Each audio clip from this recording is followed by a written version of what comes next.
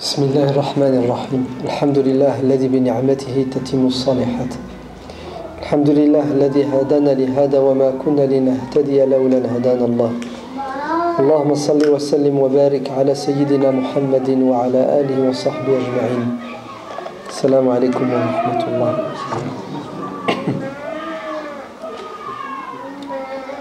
Il faut distinguer dans notre religion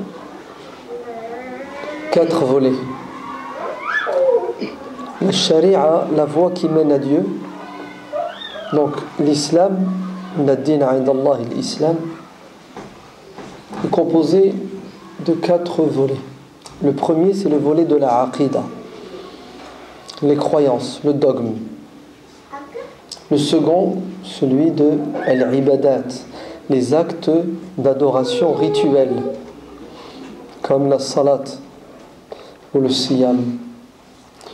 Le troisième, c'est l'akhlaq, la morale, l'éthique. Et le quatrième, la gestion des affaires de ce bas monde, al-mu'amalat, les lois nécessaires pour vivre en société. Il est clair et évident que dans les 3 premiers domaines, la part de l'ijtihad est très réduite. Il nous est demandé d'appliquer l'ittiba' et non pas l'ibtida', c'est-à-dire de suivre et non pas d'innover. Dieu nous a dit ce en quoi nous devions croire, ce en quoi nous ne devions pas croire. Le monde invisible nous échappe. Ainsi, c'est Dieu qui nous l'a décrit dans le Saint-Coran, dans la tradition du prophète béni alayhi salam. Nous croyons, nous suivons. Certes, on essaie de comprendre, ça reste que, au final, nous nous soumettons. Sami'na wa ata'na. On a entendu, nous écoutons, nous comprenons et nous suivons. Le deuxième volet, al-ibadat, les actes d'adoration rituels, tels la salat, c'est la même chose. On accomplit à la lumière du Coran et de la Sunna. C'est Dieu qui nous a dit comment on devait l'adorer. Ainsi, on fait la prière comme le prophète sallallahu alayhi wa sallam faisait la prière.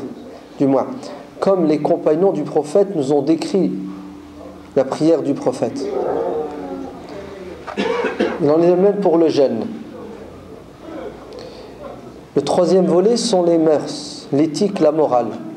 Dieu nous a dit ce qui était bon, ce qui était mauvais, ce qui était condamnable, ce qui était recevable. Dans ces 3 domaines, la place de la raison, de l'intelligence, de l'ijtihad est réduite. On est plus dans la posture de l'élève qui reçoit de son maître l'enseignement et qui doit le suivre. Quant au 4e domaine, al-mu'amalat, les lois pour gérer la vie de l'individu sur terre, les codes de loi, que ce soit le code de la famille, le code économique, les lois économiques, les lois politiques. Ces lois-là, en grande partie, sont le fruit de l'ijtihad. Le Coran a tracé les grandes lignes, il a mis des garde-fous, ainsi que la Sunna, et à l'intérieur de ce cercle, les savants musulmans essaient de comprendre les textes à la lumière du contexte et en fonction des circonstances dans lesquelles les musulmans vivent. Et lorsqu'il n'y a pas de texte, ils utilisent des outils qu'on appelle par exemple al-qiyas, l'analogie, al-masalih al-mursala, là où se trouve l'intérêt du croyant. Ainsi, al-mu'amalat sont plus du domaine de l'appréciation, de la réflexion. C'est pour cela que c'est assez extensible. Ça change et ça évolue en fonction des époques, en fonction des peuples aussi, en fonction des circonstances économiques et politiques. Donc, cette problématique que nous soulevons aujourd'hui, la place de la femme et son implication dans la société, fait partie, en grande partie, du domaine de l'mu'amalat. Automatiquement, puisque l'être humain doit faire un effort pour comprendre la parole de Dieu et pour vivre la religion, on va avoir des résultats parfois contradictoires. L'ijtihad va varier. Il sera différent en fonction du savant qui fait l'ijtihad, en fonction de l'époque où il vit, le milieu, en fonction de sa culture, en fonction aussi de ses craintes. Il va être plus ou moins réticent à ouvrir des portes qui sont fermées. Il va être plus emballé à fermer des portes qui sont ouvertes. Parce que il va penser, réfléchir les textes en fonction des conséquences. Al-ma'al. Si j'autorise ça, qu'est-ce qui va se passer? S'il y a plus de mal que de bien, j'interdis. Donc ça nous permet d'évoluer, ça nous permet de nous adapter, et ça nous permet aussi d'apporter des réponses à des problématiques récentes et nouvelles. Ceci implique donc automatiquement, obligatoirement, de l'ikhtilaf, de la divergence. On n'est pas dans le domaine de al-qat'i, c'est-à-dire ce qui est défini de manière sûre et certaine et qui est inchangeable.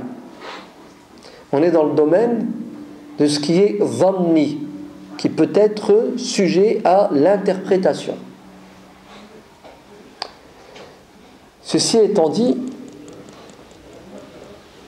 il est clair et évident que la place de la femme, la question de la place de la femme en islam a fait couler beaucoup d'encre, surtout au XXe siècle. Pour plusieurs raisons. La première des raisons, c'est qu'au début du XXe siècle, il y a eu un mouvement de renaissance. Vous savez que la communauté musulmane connaît des hauts et des bas, l'apogée et la périgée. À un moment donné, les musulmans sont tombés très bas dans tous les domaines, pas seulement sur la question de la femme, sur la question économique, politique, la question scientifique. Notre religion, mal interprétée, mal pratiquée, est presque devenue un carcan, voire une prison, un amas d'interdits, sous prétexte qu'il vaut mieux prévenir que guérir. Et ça s'est confirmé de manière plus exacerbée dans la question de la femme. Ainsi, plus on s'éloignait des premières générations, des salaf salih, plus le champ de liberté et d'épanouissement de la femme était restreint et réduit. Si bien qu'à un moment donné, la femme sera condamnée à vivre en prison, reclus, au nom de Dieu, du prophète, au nom de l'interprétation de la parole de Dieu et du prophète, mais surtout au nom de la culture, au nom des conditions économiques.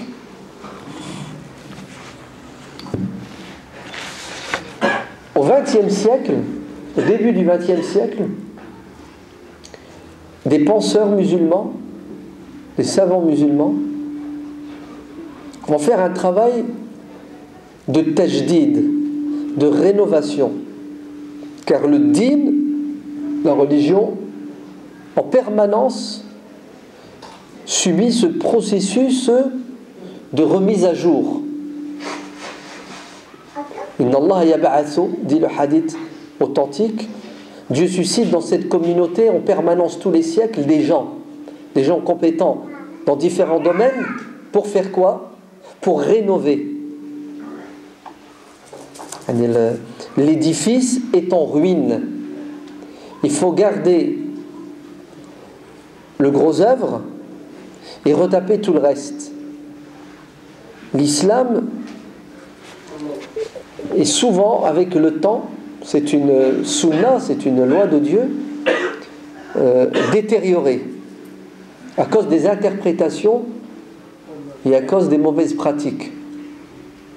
Alors ces savants du début du XXe siècle, qu'est-ce qu'ils vont faire? Ils vont faire ce mouvement de réforme, le réformisme musulman.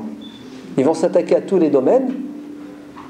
Par exemple, Jamel Din Afrani, El Kawakibi et d'autres vont mettre le doigt sur al-istibdad al-siyasi, la dictature qui sévit dans le monde musulman. Vous avez des despotes. Et qui dit dictature dit manque de liberté. Si dans un pays il n'y a pas de liberté, il ne peut pas y avoir d'évolution. D'autres savants, comme Rachid Rida, le père fondateur du salafisme du XXe siècle, va s'attaquer à tout ce qui est innovation dans le domaine de l'aqida, de l'ibadat et le mu'amalat, et ramener les gens aux sources, à la pureté de l'islam, le Coran, la Sunna et la compréhension des pieux prédécesseurs, les salaf salih.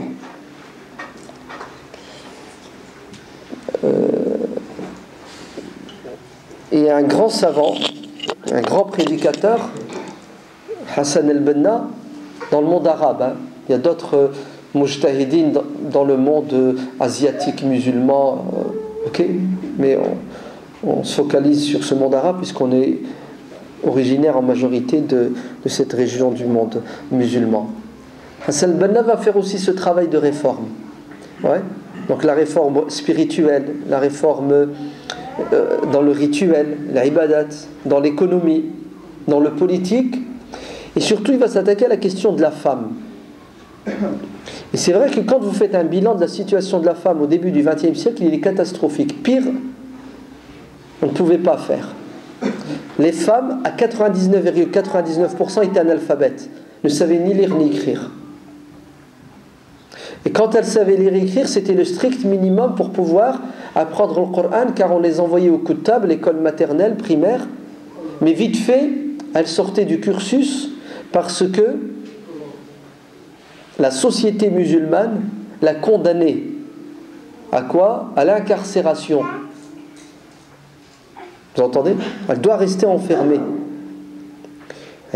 Quelques siècles auparavant, ouvrez bien vos oreilles, des imams ont eu l'audace de faire des fatwas qui interdisent aux femmes d'apprendre à lire et à écrire, sous prétexte que c'est trop dangereux.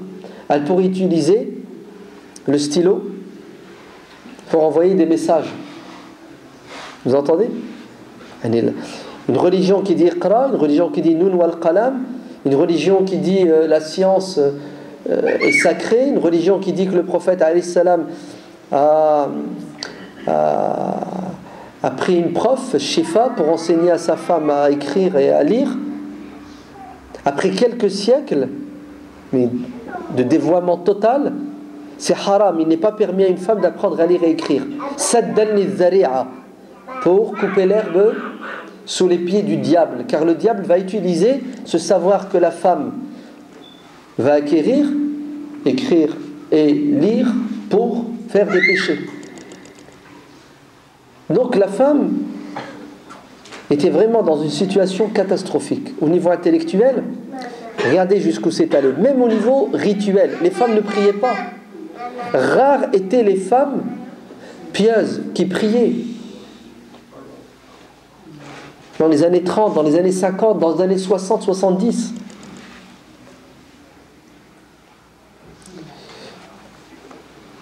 Et si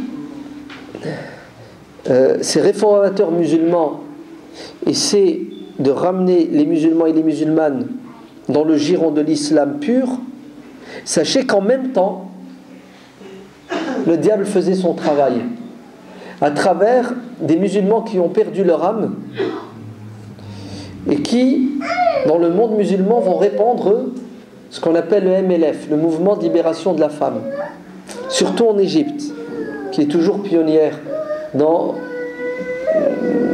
la Renaissance. Et ces gens-là,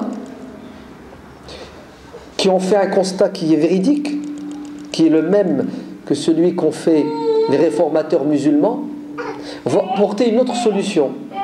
Pour eux, si la femme est dans ces conditions, c'est à cause de l'islam. L'islam est une religion moyenâgeuse, comme le christianisme l'était. En Europe, en Occident, la femme s'est libérée car elle a sacrifié sa religion pour donner à la raison la place méritée. Donc, ohé musulmane, si vous voulez grandir et évoluer, débarrassez-vous de votre islam. Et pour la première fois en Égypte, des femmes sortent dans la rue et manifestent en retirant leur voile et en le jetant par terre et en insultant leurs ancêtres. Et qu'est-ce qui va se passer dans le monde musulman? On va voir ces deux courants. Le courant des musulmans réformateurs qui veulent libérer la femme des carcans de la décadence de la communauté musulmane, tout en la maintenant dans le giron de l'islam, l'islam du juste milieu, du bon sens, et en même temps des musulmans laïcards, qui veulent libérer la femme au nom de la permissivité pour en faire tout sauf une musulmane. Et ça va être un bras de fer. Et si dans un premier temps les libéraux laïcards vont gagner du terrain parce qu'ils auront avec eux les puissances occidentales et les tyrans et les dictateurs des pays musulmans, dans les années 70, voire surtout les années 80, il va y avoir, alhamdoulilah, un retour de la femme musulmane vers sa religion, dans le fond, dans la forme. C'est bien qu'aujourd'hui, walillah alhamd, qu'est-ce qu'on voit quand vous allez dans les pays musulmans? Les femmes, alhamdoulilah, qui savent lire, qui savent écrire, qui font des études, qui ont des responsabilités dans leur famille et dans la société, des femmes épanouies intellectuellement, spirituellement, socialement, économiquement, et en majorité elles ont trouvé leur épanouissement et leur liberté dans l'islam. Mais pour vous dire quand même toute la vérité, à l'intérieur de la communauté musulmane, donc je mets à l'extérieur une pseudo-communauté musulmane athée, laïcarde, qui combattent l'islam. À l'intérieur du mouvement islamique, à l'intérieur du mouvement de renaissance de l'islam, vous avez deux courants. Un courant, on va l'appeler comme ça, libéral, et un courant qui restreint plus les libertés de la femme. À cause de quoi? À cause des interprétations, mais surtout à cause de la culture, à cause du milieu et de l'héritage. Si on va voir, et on les a aujourd'hui, deux tendances dans la communauté musulmane, soucieuse d'être fervente et pratiquante. Deux tendances. On a la tendance du juste milieu, on va l'appeler comme ça, et puis une tendance qui se veut plus puritaine, donc plus rigoriste. Et ce rigorisme mène à quoi? Mène à des interprétations qui ont pour objectif de retrancher la femme dans quoi? Dans ses retranchements, et en particulier dans son foyer. Alors regardez des exemples. Le grand Cheikh Abdelhamid Kishk, rahimahullah, notre génération, peut-être les jeunes d'aujourd'hui depuis les années 80 ils ne l'ont pas connu ou ne les connaissent pas, mais nous qui à l'époque avions 20 ans, nous avons tous été le fruit de l'éducation du Cheikh Abdelhamid Kishk, rahimahullah, un prédicateur exceptionnel, un savant hors pair, d'une ouverture, d'une intelligence, Inch'Allah, wa la nuzakki ala Allahi ahada, exceptionnel. Malgré le fait que Cheikh Abdelhamid Kishk soit le fruit de l'école réformiste de Hassan al-Banna, il avait certaines opinions qui étaient assez rigoristes. Par exemple, j'ai toujours entendu dire à plusieurs reprises dans ses sermons du vendredi, Rahimallahu zamanan. Ouais. On regrette une époque où la femme sortait 3 fois dans sa vie. La première fois, elle sortait du ventre de sa mère pour atterrir sur terre. Première sortie de la femme. La deuxième fois, elle sortait de la maison de son père pour se réfugier dans la maison de son mari. Et la troisième et la dernière, Mskina, de la maison de son mari pour aller 6 pieds sous terre, le cimetière. Allez, Cheikh Kishk fait une critique de la société égyptienne et musulmane. Il y a des débordements. Malheureusement, il y a beaucoup de femmes se sont égarées. Ouais. Donc il essaie de quoi? Il essaie de les ramener. Et parfois, c'est vrai, il a tenu des propos qui sont assez durs, mais il reste généralement, globalement, à 99%, le savant éclairé, intelligent et pragmatique. Naam. Mais ce genre de propos, on ne peut pas les accepter. N'est-ce pas? Pourquoi? Parce que déjà c'est contraire au Coran, c'est contraire à la Sunna, c'est contraire à ce que les pieux prédécesseurs ont fait, puis c'est tout simplement contraire au bon sens. Ouais. Pourquoi une femme ne pourrait-elle pas sortir et un homme pourrait-il sortir? Peut-être que vous sous-entendez que la femme, par nature, est mauvaise, et que si jamais elle met les pieds dehors, automatiquement, elle va quoi? Elle va être victime du diable. Quant à l'homme qui fait partie de la race supérieure, le mâle, ouais, lui il n'a rien à craindre. Non, ça n'a pas de sens. Vous entendez, c'est stupide. La femme est prédisposée comme l'homme pour faire le bien et le mal, puisqu'ils ont le même nafs. Qad aflaha man zakkaha wa qad khaba man dassaha. Il suffit de dire que quand on sort, l'homme ou la femme, il faut que notre sortie soit bien intentionnée et puis qu'elle soit une sortie calculée. Bismillah walajna wa bismillah kharajna. Bismillah tawakkaltu ala Allah wa la hawla wa la quwwata illa billah. Je sais où je vais, je sais pourquoi je sors pour obéir à Dieu. C'est tout bête, c'est tout simple. Mais bon, c'est très bien que Cheikh Kishk qui fait allusion aux femmes qui n'ont plus de limites ni morales ni religieuses, etc., etc. Mais ça reste que c'était des discours. Par exemple, un deuxième exemple, un hadith qui circule, ok, qui est pas authentique. Hein. Cheikh Kishk le citait assez souvent et encore aujourd'hui des prédicateurs le citent. Le hadith dit que un mari devait partir en voyage, donc il laisse sa femme avec sa petite famille, et puis il conseille à sa femme de ne pas sortir, parce qu'une femme ne doit pas sortir sans l'autorisation de son mari. Alors, en l'absence de son mari, son père tombe malade, et le père appelle sa fille au secours pour qu'elle... Et la fille, qu'est-ce qu'elle fait? Puisque son mari lui dit de ne pas sortir et son père l'appelle, elle est... c'est un dilemme qu'elle vit. Et elle demande au prophète, alayhi salam, qu'est-ce que je dois faire? Et le prophète lui aurait dit d'obéir à son mari. Et le père, au moment de mourir, il appelle sa fille à nouveau. Prophète, je fais quoi? Obéis à ton mari. Et le père est mort.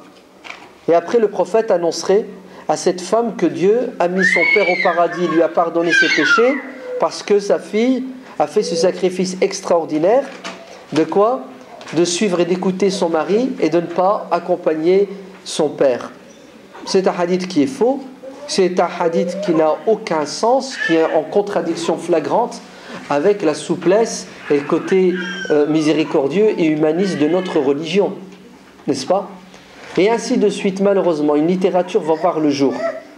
Dès les premiers temps, et elle va se confirmer encore plus, anti-féministe, misogyne. Vous entendez? Misogyne.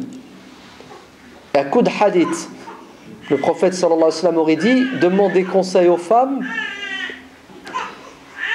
et faites le contraire de ce qu'elles vous disent. Hein? Tu dis à ta femme, on fait quoi chérie? Si elle te dit blanc, tu fais noir.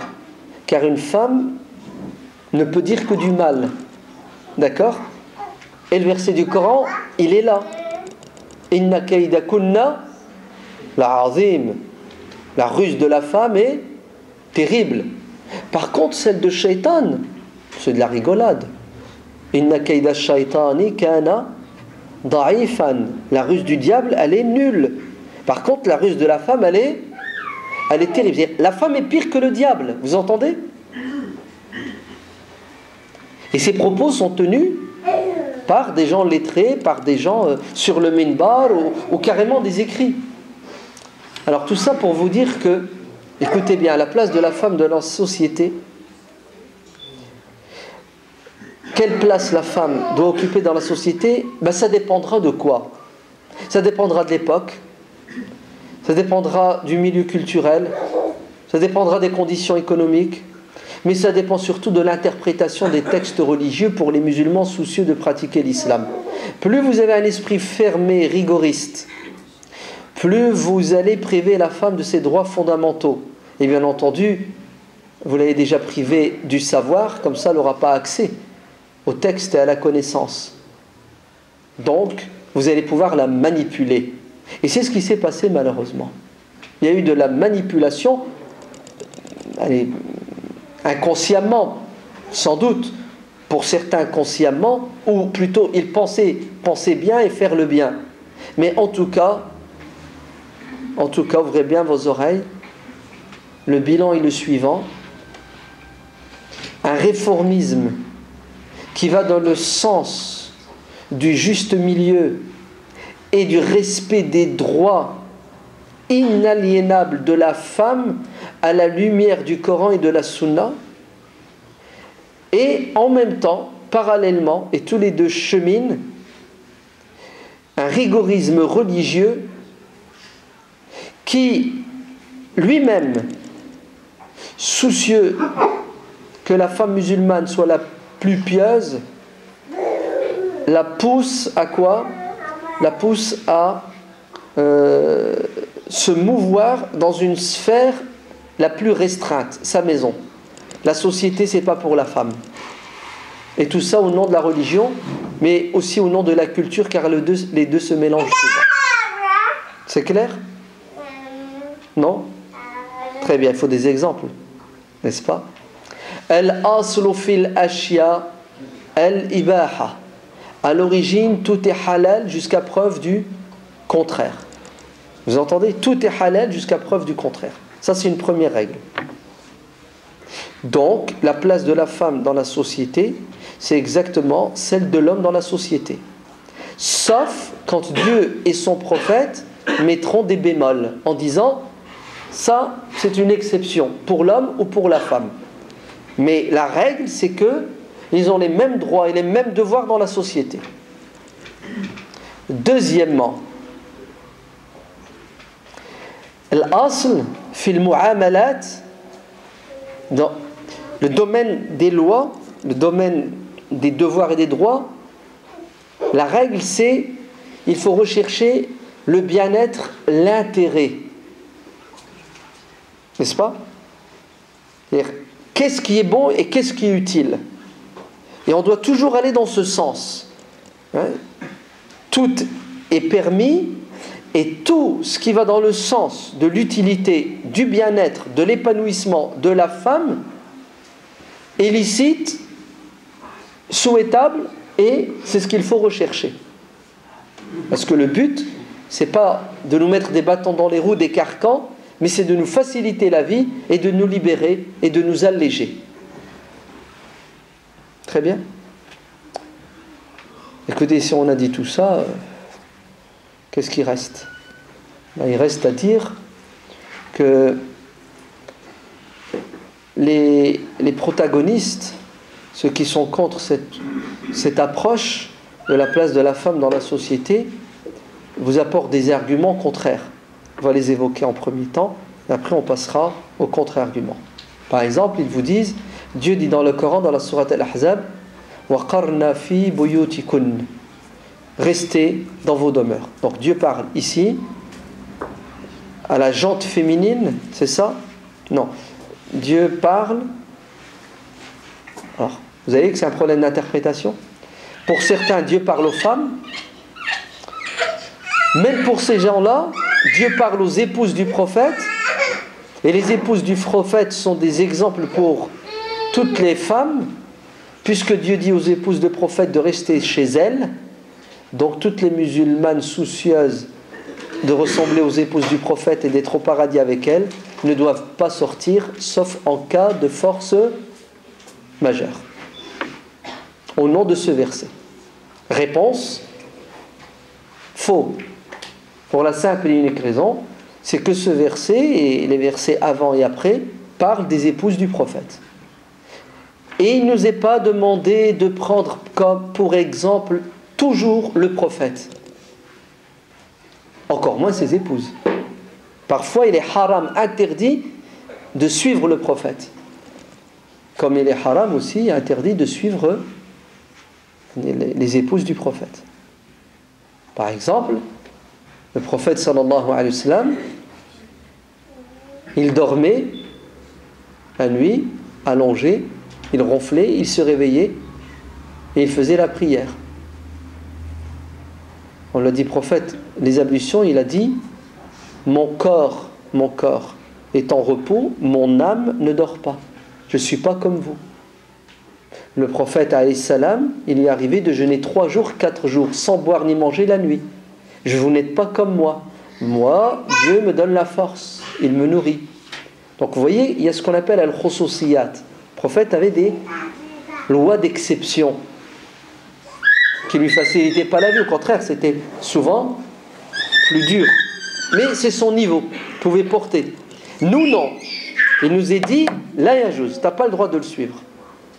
Dans ce qu'il avait, de particulier. Les femmes du prophète, même chose. Vous n'avez pas le droit, parfois, de faire comme elles. Par exemple, les femmes du prophète, sallallahu alayhi wa sallam, après la mort du prophète, n'avaient pas le droit de se marier.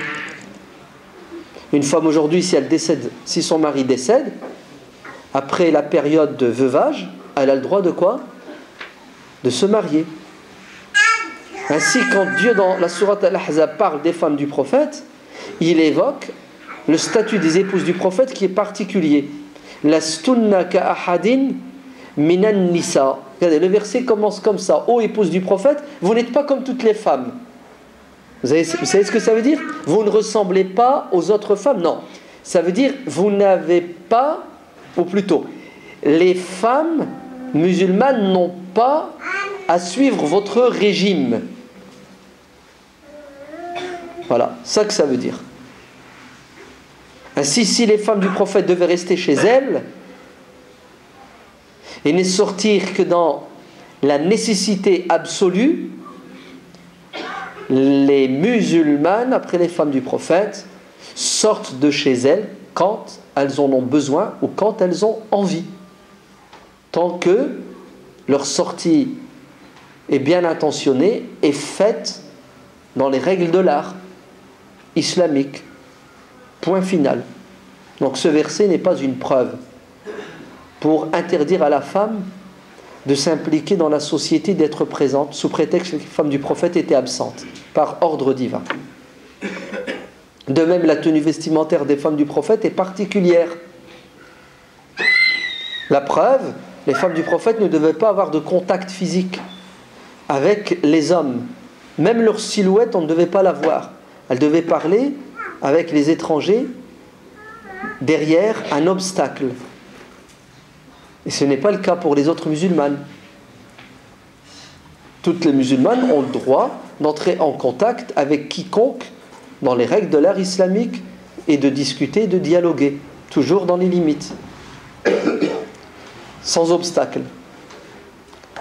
Vous allez me dire, oui, mais par souci de ressembler aux femmes du prophète, et puis d'ailleurs il vaut mieux mettre la barre haute, et il vaut mieux se priver de choses qui ne sont pas haram pour éviter de tomber dans le haram. C'est-à-dire, il vaut mieux délaisser le makruh pour ne pas tomber dans le haram. Il vaut mieux prévenir que guérir. Ce fondement qui en soi est juste et bon, malheureusement, est souvent utilisé plus qu'il ne faut, et c'est lui qui fait des dégâts. À force de mettre des interdits, des obstacles pour éviter de tomber dans l'interdit, on interdit ce qui n'est pas interdit. Tout simplement. C'est ce qu'on appelle al-ahwat. Il vaut mieux éviter parce qu'on ne sait jamais. Et à la fin, on ne peut plus rien faire. Puisqu'il faut tout éviter parce qu'on ne sait jamais. Vous avez compris? Et c'est pas ça l'esprit de l'islam. L'esprit de l'islam, c'est tout est halal jusqu'à preuve du contraire. Éduquer les gens à craindre Dieu pour qu'ils ne lui désobéissent pas en privé et en public, de jour comme de nuit, et laisser les gens vivre chez eux et à l'extérieur dans les règles claires et nettes de notre religion. Et vous avez peur de quoi? Que les gens fassent des péchés? Qu'ils désobéissent à Dieu? Mais c'est grave d'avoir peur de ça. Parce que si les gens ne faisaient pas de péché, ne désobéissaient pas à Dieu, Dieu les ferait disparaître. Et il créerait une autre race d'êtres humains qui ferait des péchés. Vous entendez? Hadith sahih. Pourquoi? Pour qu'il leur pardonne. Il est le pardonneur. Si on ne pêche pas, il va pardonner à qui? Le péché, la faute est inhérent à la nature de l'homme. Et il est nécessaire pour que la miséricorde, le pardon de Dieu s'exprime dans toute sa splendeur. Donc ce n'est pas un problème. Sinon Dieu, il aurait dit de manière claire et nette dans le Coran, les femmes n'ont pas à sortir, ou les hommes, je ne sais pas. Mais remarquez, ça retombe toujours sur la femme. Hein. Ouais. Donc les femmes n'ont pas à sortir pour éviter que les hommes fassent des péchés en les regardant ou en les draguant, et pour que les femmes ne fassent pas de péché en draguant et... Non, ça ne marche pas comme ça.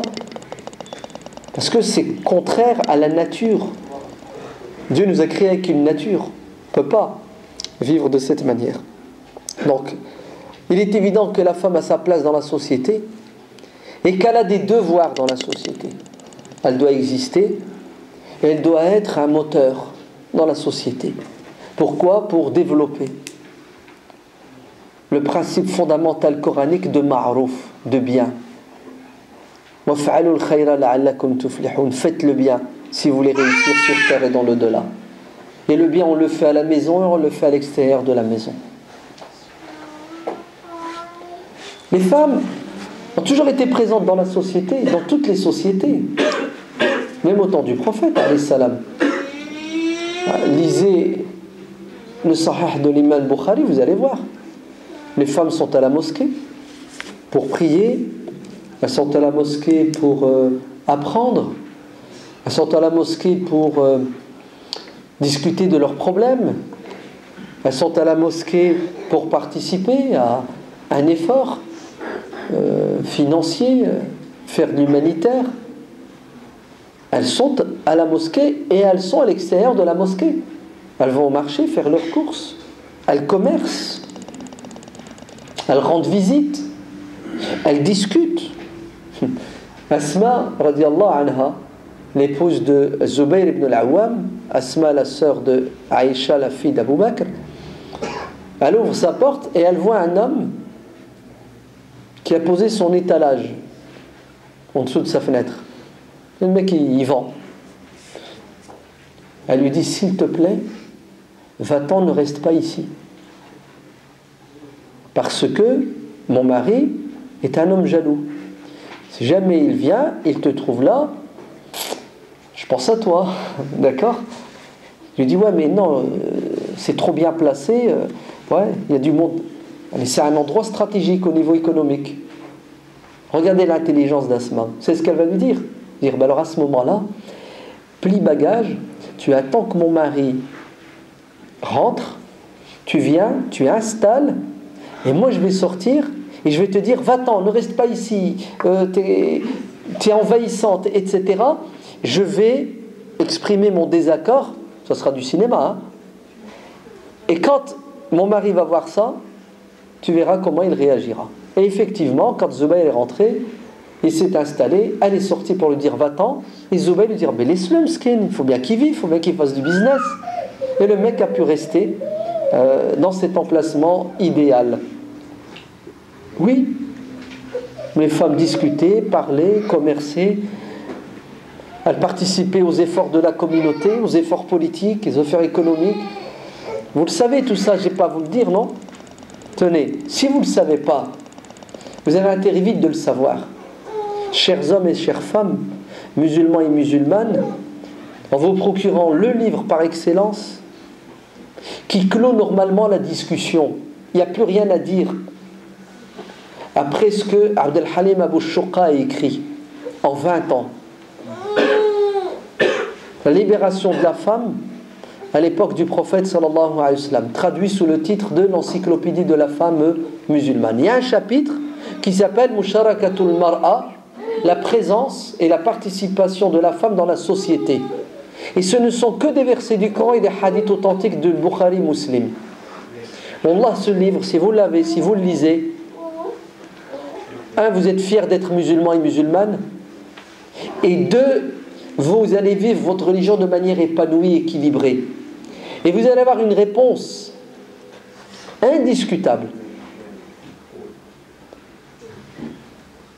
pour tous ceux qui veulent vous interdire, chères femmes, de vivre votre religion de manière épanouie. Vous savez, ceux qui distribuent les fatwas haram à tout va au nom du Coran et de la Sunna. Vous savez, Abd al-Halim Abu Shuqa, quand il a écrit ce livre, il l'a publié, il y a eu une réaction de la part des salafis des pays du Golfe, en l'occurrence l'Arabie. Vous savez, le clergé, hein, ceux qui détiennent la vérité absolue et l'interprétation parfaite du Coran et de la Sunna. Et si jamais vous ne pensez pas et vous ne pratiquez pas comme eux, vous êtes égarés et vous êtes contre le Coran et la Sunna. Donc ils se sont attaqués à son livre. Ils ne l'ont pas supporté, ils ne l'ont pas accepté. Vous savez ce que leur a dit Cheikh Mohammed al-Ghazali? Il leur a dit subhanallah, si vous êtes contre ce livre, c'est que vous êtes contre le Coran, le Bukhari, le Muslim. Puisqu'il a fait exprès de ne citer que le Coran, le Sahih de l'imam Bukhari et de l'imam Muslim. Mais c'est pas possible quand même que vous soyez fermés à ce point-là.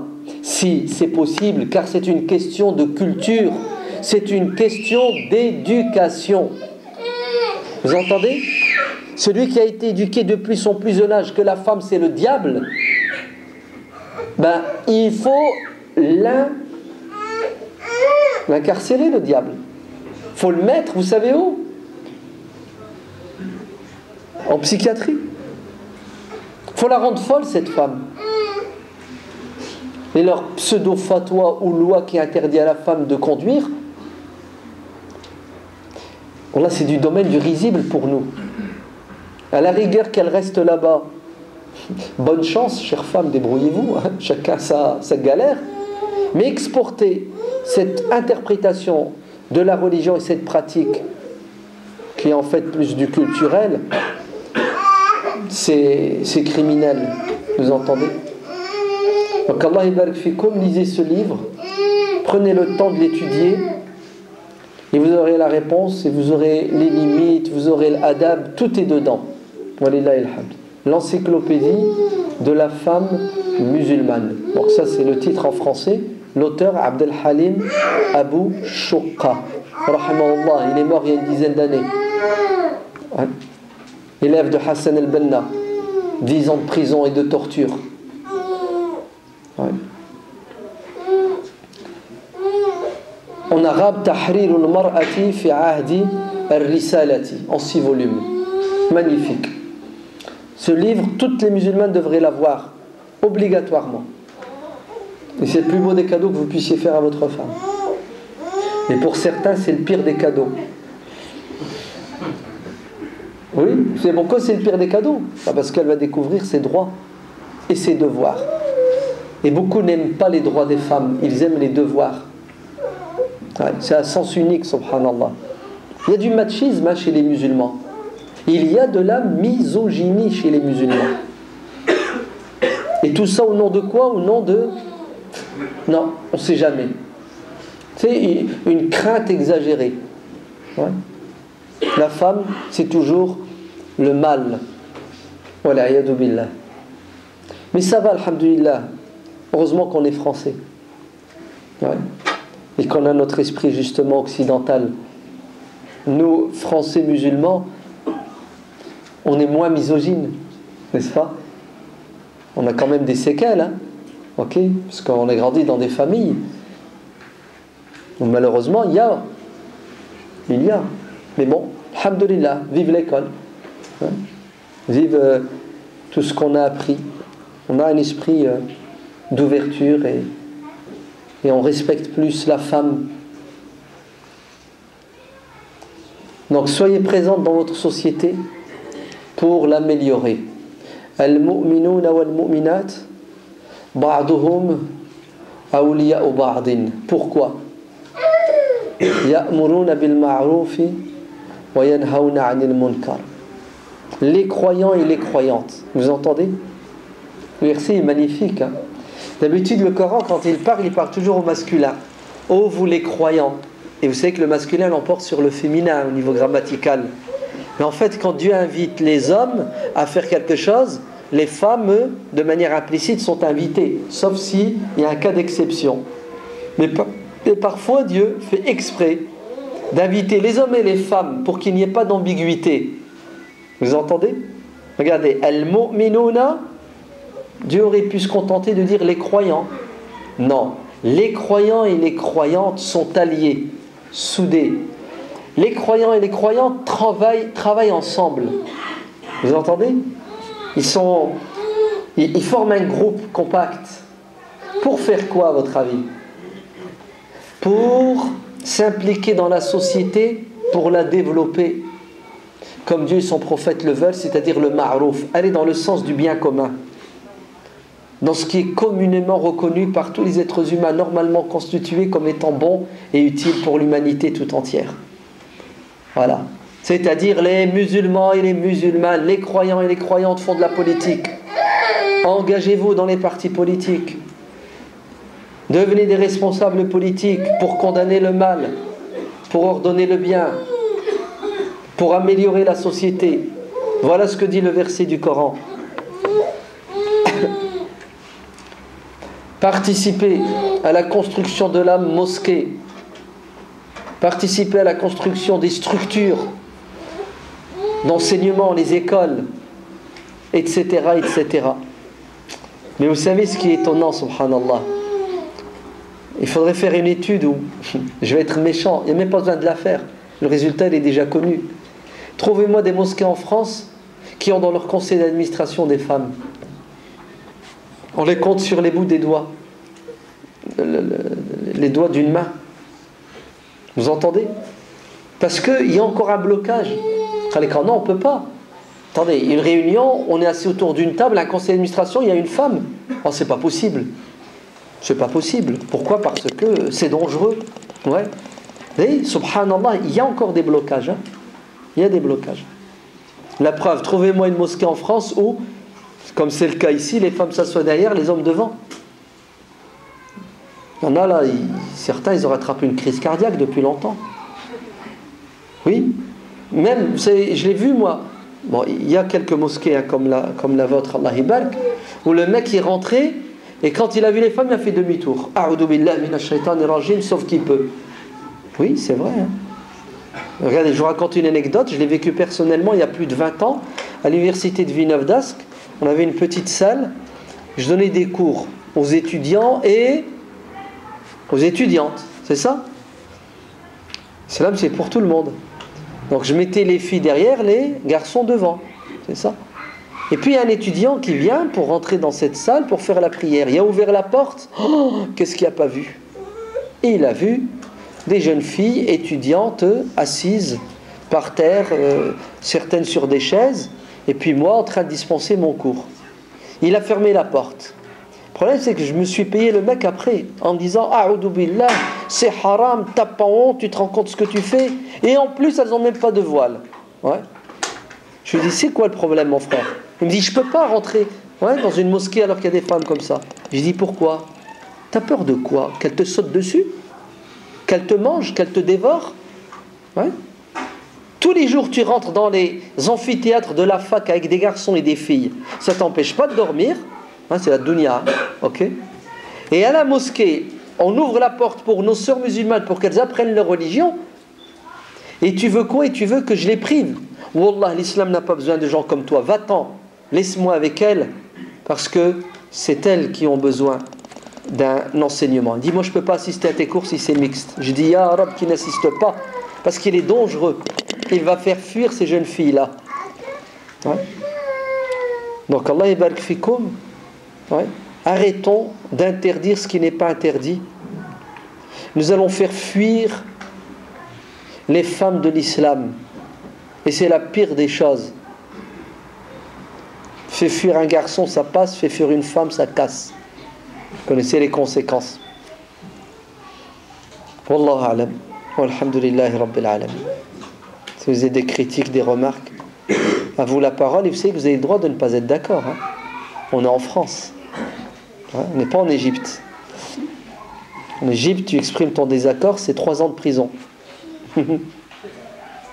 C'est ce signe-là, signe de ralliement des manifestants contre la dictature et les coups d'État, c'est 3 ans de prison. Vous entendez? 3 ans de prison parce que tu as fait ça. Naam. Si vous n'avez rien à dire, tant mieux, on fera l'Aïcha.